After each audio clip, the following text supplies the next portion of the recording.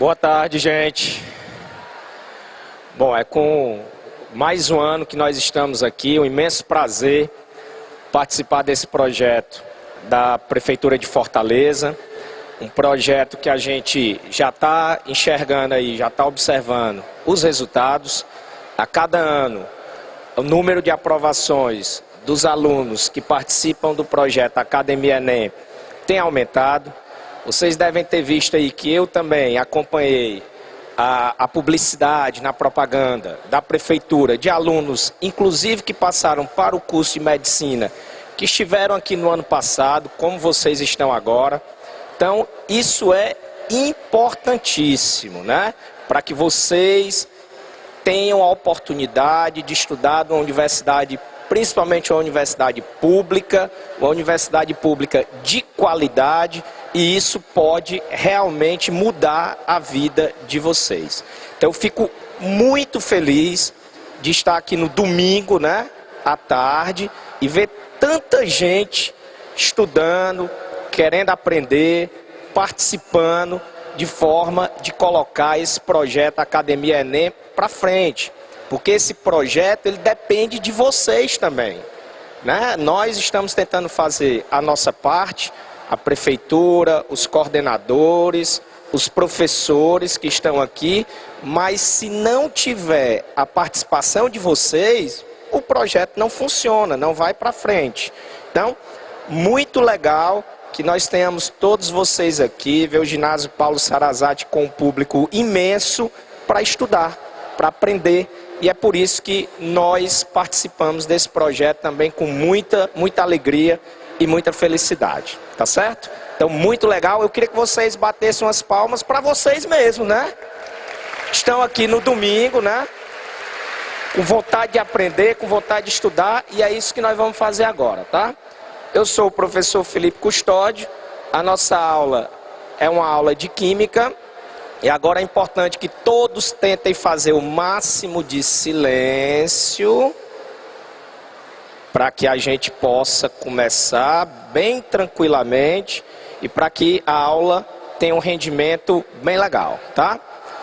O assunto que nós vamos estudar agora é funções inorgânicas, especialmente os ácidos e as bases, que são, né, os conteúdos de funções inorgânicas que mais são cobrados na prova do Enem. Então vamos lá.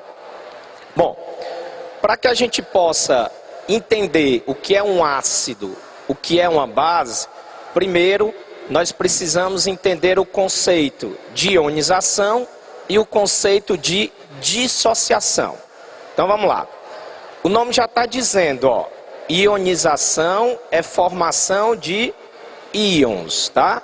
Ionizar é formar íons. Então eu vou colocar um exemplo para que você enxergue direitinho, ó.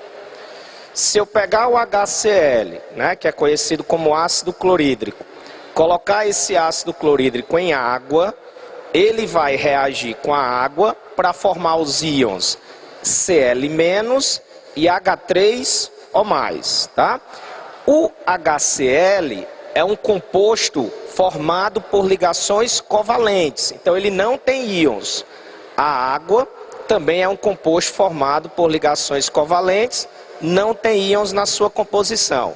Mas, quando eu coloco os dois para reagir, eles reagem entre si formando íons.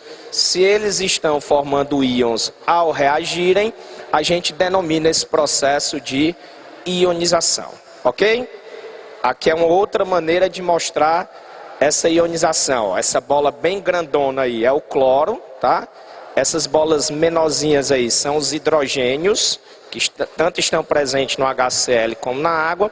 E essas três bolinhas que aparecem aí são as bolinhas de hidrogênio. Então forma o Cl- mais o H3O+. No final, eu vou ter íons em água. Eu tenho Cl- em água, que é o cloreto, e tenho o H3O+ em água. Toda vida que você tiver íons em meio aquoso, íons em água, essa solução ela vai ser chamada de solução eletrolítica ou solução iônica. E toda vida que você tiver íons em água, esse sistema vai conduzir corrente elétrica, tá? Então, quando eu coloco uma substância que ela sofre ionização, ela forma íons em meio aquoso, e toda vida que tiver íons em meio aquoso, o sistema conduz eletricidade, ok? Então, ionização, formação de íons. Vamos ver agora o outro conceito, ó. Olha só. Dissociação. Dissociar é separar. Então, a dissociação é separação de íons pré-existentes. Vou colocar um exemplo, ó. O NaOH é um composto iônico. Ele já é formado por íons. O íon Na+ e o OH-. Quando eu coloco esse NaOH em água, a água vai separar esses íons e aí no final vou ter Na+, OH-. Estão sendo criados, formados íons nesse caso? Não estou formando íons. Os íons já existem lá no NaOH. Eu estou apenas separando os íons, tá? No final, eu também vou ter uma solução eletrolítica ou iônica, porque eu tenho íons no final, e essa solução, ela vai conduzir eletricidade, tá? Então, ionização, formação de íons, dissociação, separação de íons, ok? Existe também a chamada dissociação molecular, que vai ser a separação de moléculas. Um exemplo bem conhecido, ó, açúcar em água. Quando eu coloco açúcar em água, eu não formo íons, eu só separo as moléculas de açúcar. Açúcar em água vai conduzir eletricidade? Não, porque não tem íons em água. Para o sistema conduzir eletricidade, tem que ter íons em água, ok? Então, resumindo essa primeira parte. Ionização é formação de quê, gente? De íons. E a dissociação é formação de íons? Não, é separação de íons, beleza? Então, agora vamos começar a estudar, depois dessa introdução, os ácidos e as bases. Ó, a gente vai estudar os ácidos segundo o conceito de Arrhenius, que diz o seguinte, ó.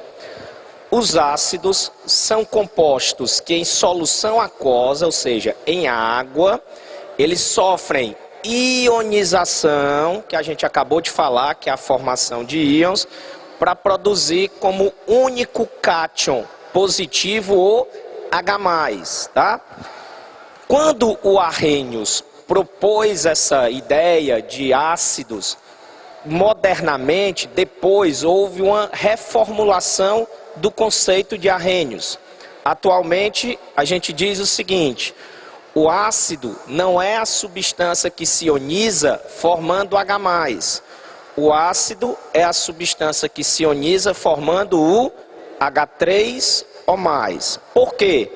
Porque esse H+, que vai ser liberado pelo ácido, ele vai reagir com a água, como está sendo mostrado aí, e a reação desse H+ com a água, que está sendo mostrada aí embaixo novamente, vai formar o íon H3O+. Então, modernamente, a gente diz que o ácido de Arrhenius é aquele que se ioniza em meio aquoso para formar o íon H3O+. O nome desse íon H3O+, é íon hidrônio ou hidroxônio, tá? Professor, mas vez por outra, eu estou resolvendo as minhas questões lá no livro e eu vejo que o pessoal coloca H+. É verdade. Se você pegar uma questão um pouco mais antiga, de um vestibular um pouco mais antigo, ainda se trabalha com H+. Mas nas questões mais recentes dos vestibulares, no Enem, que é a provazinha do Enem, né, sofreu essa modificação de 2009 para cá, eles estão trabalhando com o íon H3O+, tá? Então vamos focar nesse íon porque atualmente esse é o íon que caracteriza os ácidos, ok? Bom, vamos agora fazer a classificação dos ácidos e o primeiro critério de classificação é quanto à presença ou não de oxigênio no ácido, tá? Aí os ácidos podem ser classificados de duas formas: hidrácidos ou oxiácidos. O nome já ajuda, não ajuda? Um tem oxigênio, o outro não. Qual é o que vai ter oxigênio, gente? Oxiácidos. O próprio nome já está indicando para a gente. Então, os hidrácidos não têm oxigênio na sua composição. Os oxiácidos têm oxigênio na sua composição. Exemplos. Olha aí, ó. HNO3, H2SO4 apresentam oxigênio em suas composições. Então, eles são oxiácidos. HCl, HCN não tem oxigênio em suas composições. Então, eles são hidrácidos, tá?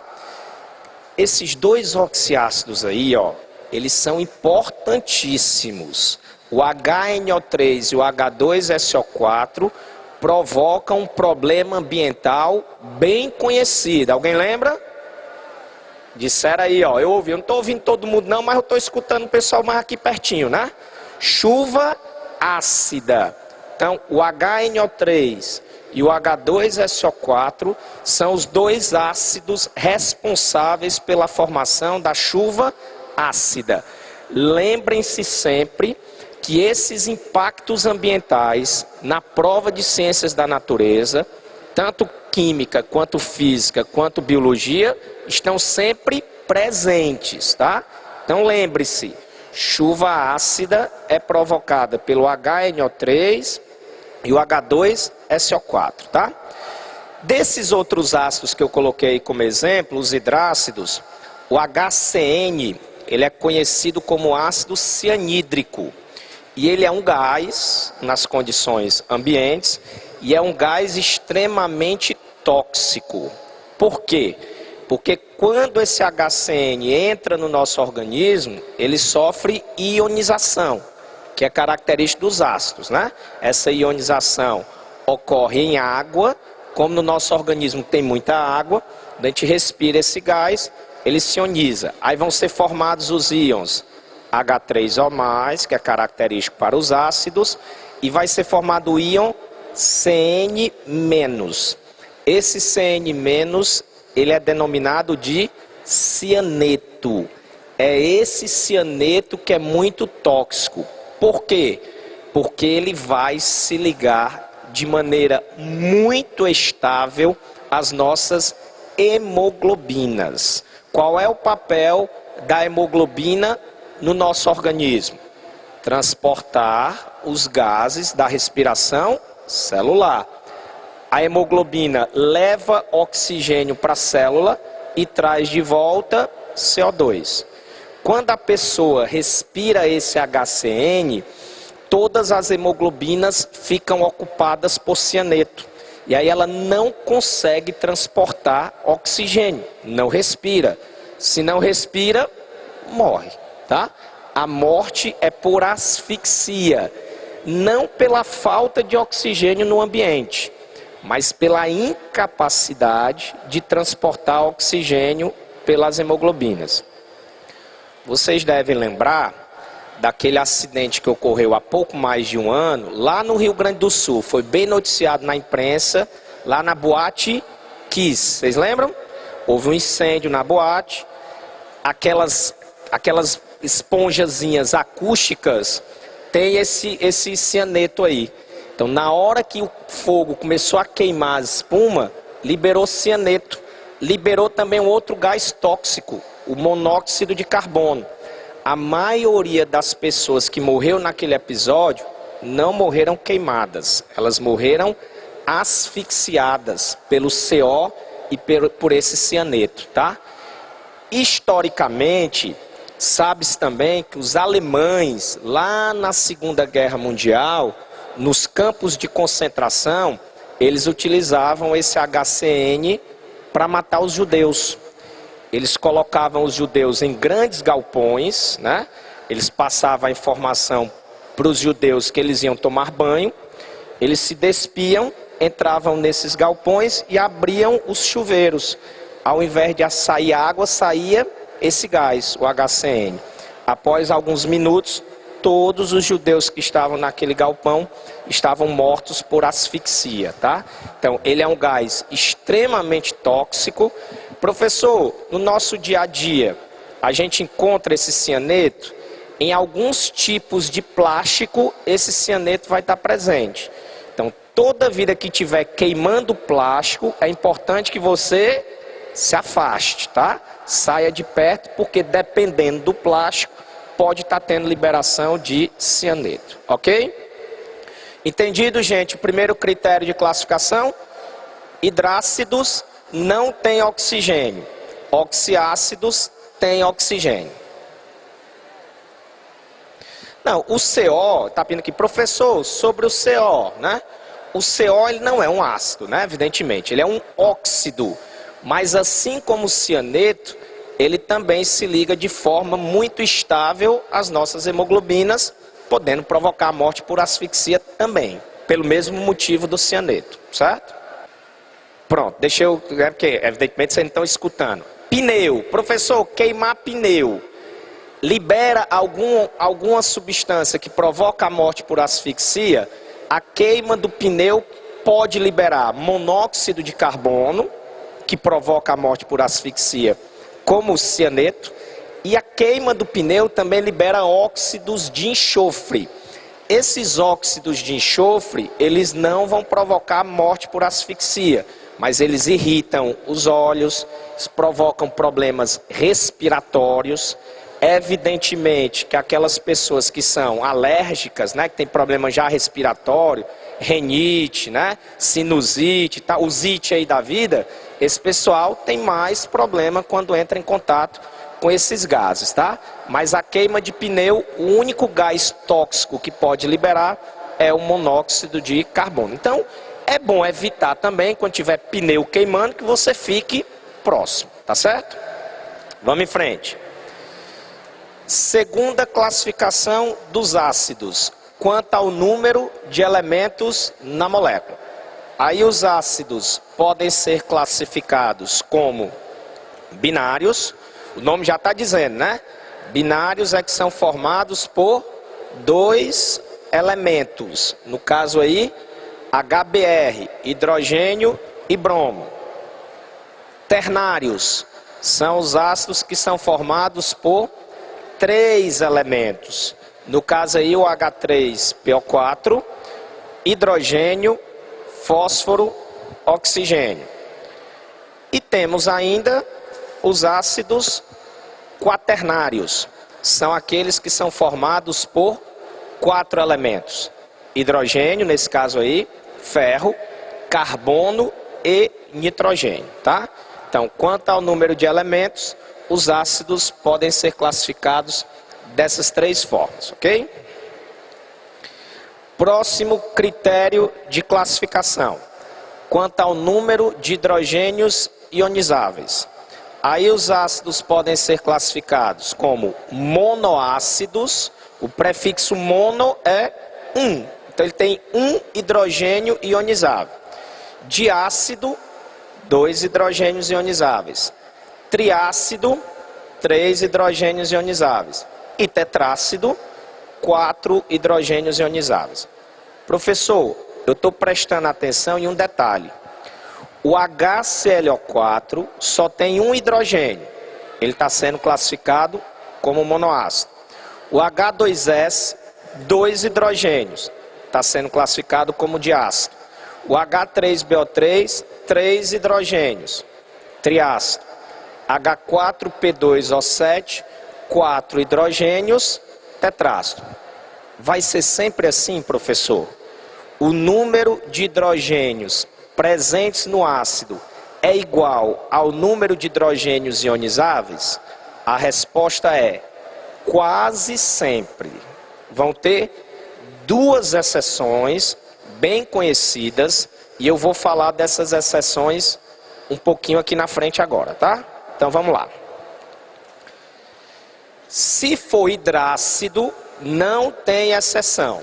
O número de hidrogênios presentes na fórmula do ácido é igual ao número de hidrogênios ionizáveis. Dois exemplos. O HCN, que é monoácido, tem um hidrogênio ionizável, por isso que ele forma um H3O+, e o H2S vai ser um diácido, dois hidrogênios ionizáveis, por isso que ele forma 2H3O+, ok? Para os oxiácidos, a regra é a seguinte: o número de hidrogênios ionizáveis é igual ao número de hidrogênios ligados ao oxigênio.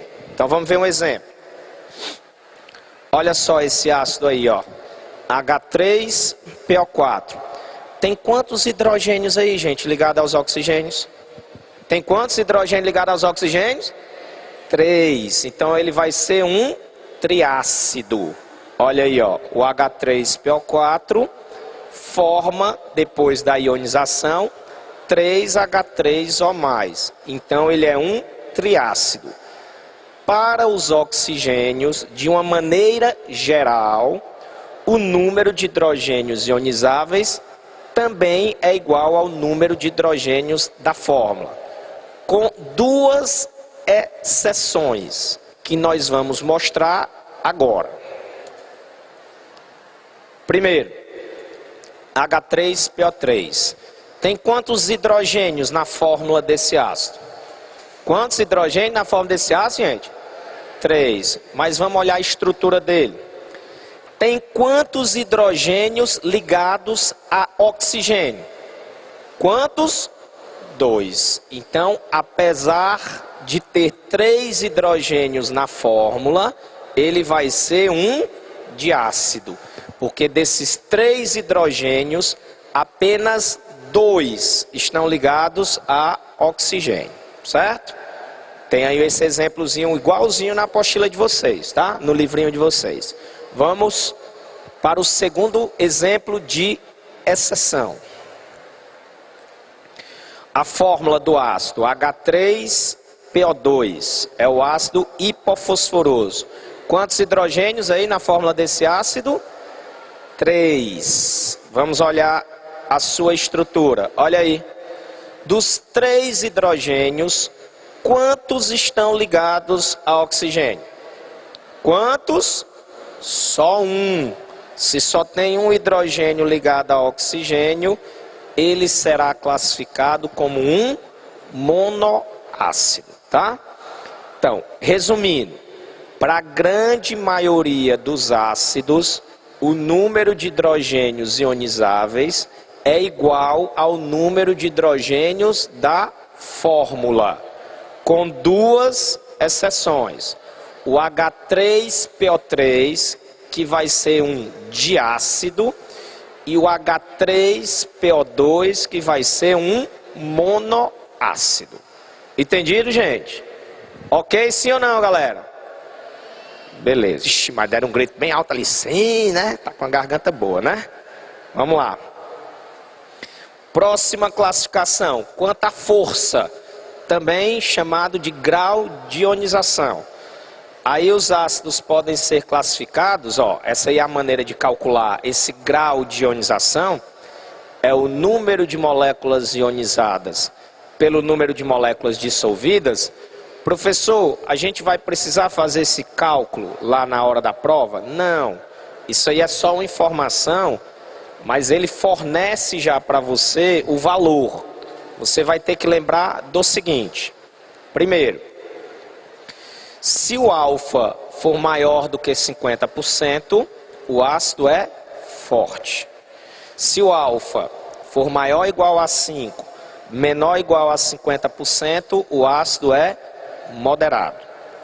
E se o alfa for menor que 5%, o ácido vai ser classificado como ácido fraco. Professor, ele sempre fornece esse alfa? Nem sempre. Em algumas questões, ele pode fornecer o alfa, quando ele fornece o álfa, facilita a nossa vida, porque aí é só lembrar dessa informação, mas em outras questões, ele não fornece o álfa, e mesmo assim ele quer que a gente identifique se o ácido é forte, fraco ou moderado. Professor, como é que a gente vai fazer então? Se ele não fornece o álfa, como que a gente vai determinar se o ácido é forte, fraco ou moderado? Nós vamos fazer assim, ó. Para os hidrácidos, você infelizmente vai ter que memorizar. Agora, tem uma vantagem, são poucos hidrácidos. Olha só, esses três aqui, HI, HBr e HCl, são os únicos hidrácidos que são fortes, ok? O HF é o único hidrácido que é moderado.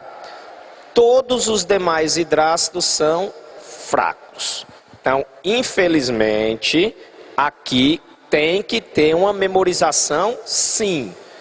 Quais são os três hidrácidos fortes? HI, HBr, HCl. Só tem um hidrácido que é moderado, o HF.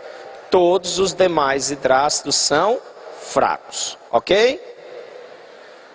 Para os oxiácidos é um pouco mais tranquilo, ó, porque a gente vai fazer uma regrinha, que é assim: nós vamos subtrair o número de oxigênios pelo número de hidrogênios ionizáveis. Se essa subtração der 3, o ácido é muito forte.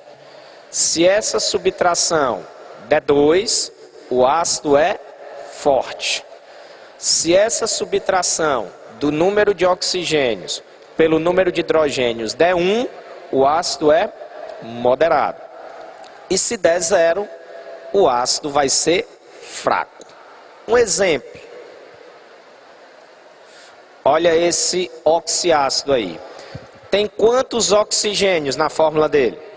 4. Tem quantos hidrogênios? 1. Como é que a gente vai fazer a regrinha? Subtrai os 4 oxigênios pelo hidrogênio. A subtração dá quanto? 3. Quando dá 3, o ácido é o que, gente? Muito forte. Então esse ácido aí, ele é um ácido muito forte. Professor, essa regrinha vai funcionar sempre? Vou dar a mesma resposta que eu dei numa pergunta anterior. Quase sempre. Professor, qual é um exemplo que não dá certo a regrinha? Eu vou colocar o exemplo que se fala mais, que os livros escrevem mais. É o H2CO3, conhecido como ácido carbônico. Se eu fizer a regrinha, aí vai dar quanto a subtração? Vai dar 1. Quando a subtração dá 1, é para o ácido ser classificado como ácido moderado. Entretanto, esse ácido não é moderado. Ele vai ser um ácido fraco. Professor, existem outras exceções? Sim, mas essa é a única que você precisa saber, porque é a única que pode ser cobrada nos vestibulares que vocês vão fazer, especialmente o Enem. Ok? Ó, ela disse que não entendeu a última parte. Eu estou dizendo que o H2CO3 é uma exceção à regra. Como é que é a regra? Subtrai o número de oxigênios pelo número de hidrogênios. No H2CO3, tem quantos oxigênios? 3. Tem quantos hidrogênios? 2. Se eu subtrair, vai dar quanto? 1. Pela regrinha, se der 1, é para o ácido ser classificado como moderado. Mas o H2CO3 não é moderado. Ele é uma exceção à regra. Ele, na verdade, vai ser um ácido fraco. Entendido? Pronto. Por que que ele é uma exceção da regra? Gostei da pergunta. Espere só um pouquinho que a gente vai mostrar um pouquinho mais na frente, tá certo? Deixa a gente ir para a próxima classificação que a gente explica. Tá guardado aqui, viu? No meu pendrive essa pergunta aí. Quando chegar a resposta eu digo. Ó, próximo critério de classificação é quanto à volatilidade. Os ácidos que são fixos, eles têm altos pontos de ebulição. Os ácidos que são voláteis têm baixos pontos de ebulição. Professor, qual é o critério aí para alto e baixo? A gente considera que se a temperatura de ebulição for acima de 200, a temperatura de ebulição é alta, aí o ácido vai ser fixo. Se for abaixo de 200, ele vai ser volátil, vai ter temperatura de ebulição baixa, tá? Então, ponto de ebulição alto, fixo. Ponto de ebulição baixo, volátil. E qual é a temperatura limite que a gente considera? Alta ou baixa? 200 graus Celsius. Ok? Aquela subtração que a gente falou, do número de oxigênios pelo número de hidrogênios, não pode dar negativo. Não vai dar negativo nunca. Então vai dar sempre daqueles valores lá que a gente colocou. Próximo critério de classificação, quanto à estabilidade. Aí nós temos os ácidos que são instáveis, que são aqueles que sofrem decomposição. Opa, voltei para a pergunta agora. Ó. Por que que o H2CO3 é classificado como ácido fraco? Porque ele tende a sofrer decomposição, ele tem baixa estabilidade. Ao invés de se ionizar, ele vai se decompor. Então ele se ioniza muito pouco, por isso que ele é classificado como ácido fraco. Essa regra vale para o H2CO3, vale também para o H2SO3, tá? Todos os demais ácidos são estáveis. Os que você precisa lembrar que são instáveis são o H2CO3 e o H2SO3. Ok? Respondida a pergunta? Beleza. Ó, saindo da classificação dos ácidos, vamos para as propriedades funcionais. Primeiro, os ácidos têm estrutura molecular. Em outras palavras, são formados por ligações covalentes, ok? Segundo, os ácidos inorgânicos, que são esses que a gente está estudando, são solúveis em água, tá? Vai ter um ou outro raríssimo, que aí não vem ao caso.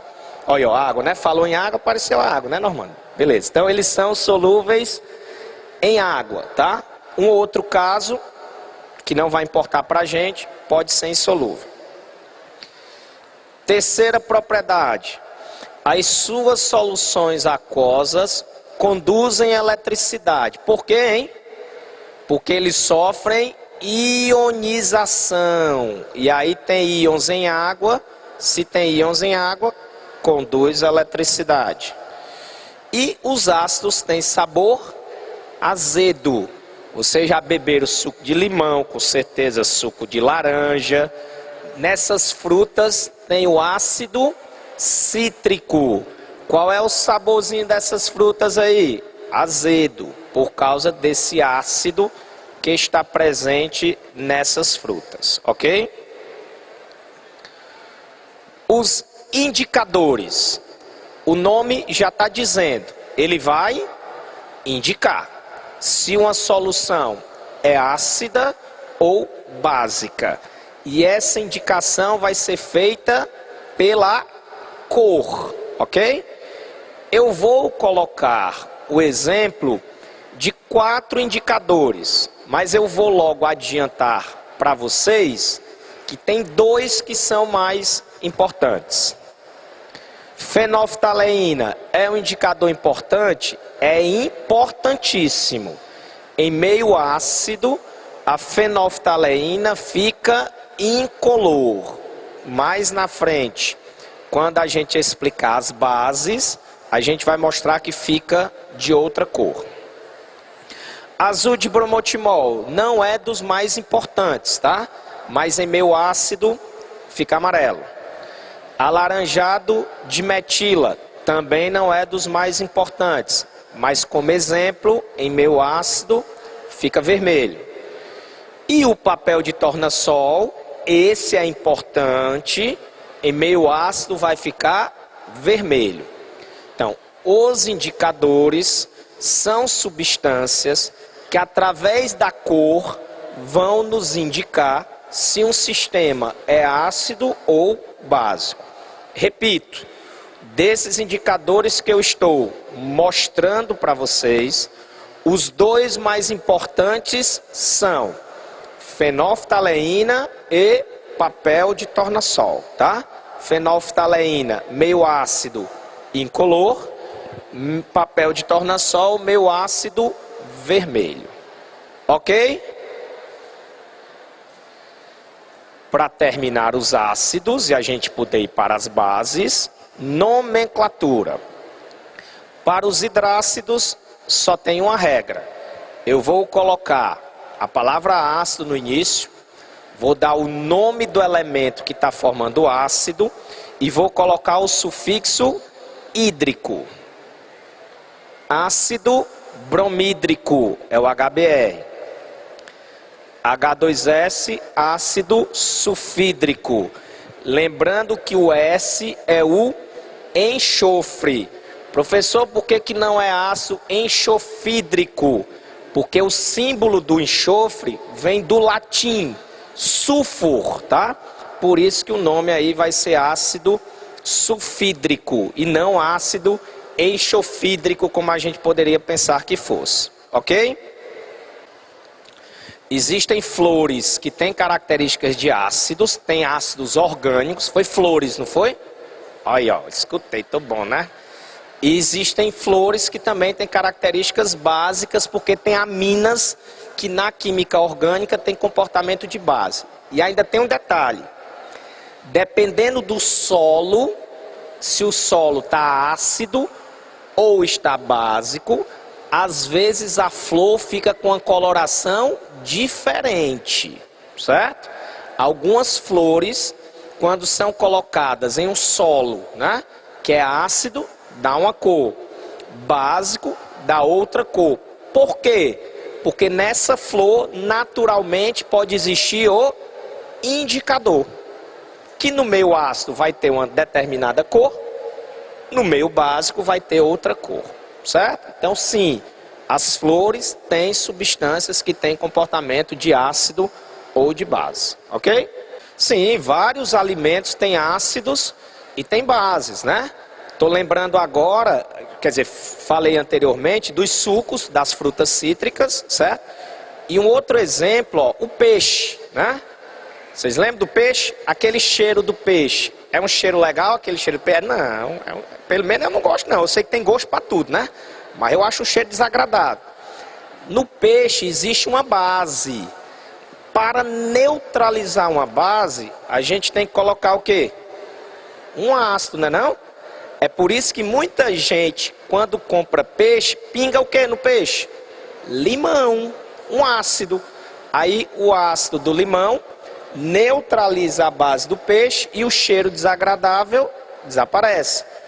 Professor, lá em casa eu coloco é vinagre. Ok, no vinagre também tem um ácido. Então, muitos alimentos podem ter ácidos ou bases, tá? Para saber se um solo é ácido ou básico, tem que fazer uma medida da acidez do solo, certo? Tem uns equipamentos que a gente chama de pH-metros, que medem o pH, né? A partir do pH, você determina se é ácido ou básico. Aí é muito comum, eu não sei quem tem raiz no interior, quem já, né, trabalhou às vezes, tem um pessoal que trabalhou já com agricultura e tal. Muitas vezes, se o solo fica ácido, ele é prejudicial para a grande maioria das culturas vegetais. Aí precisa fazer uma correção do solo. Essa correção, no senso comum, ela é chamada de calagem, certo? Vai adicionar uma substância de características básicas, normalmente o carbonato de cálcio, que é um sal de características básicas, ok?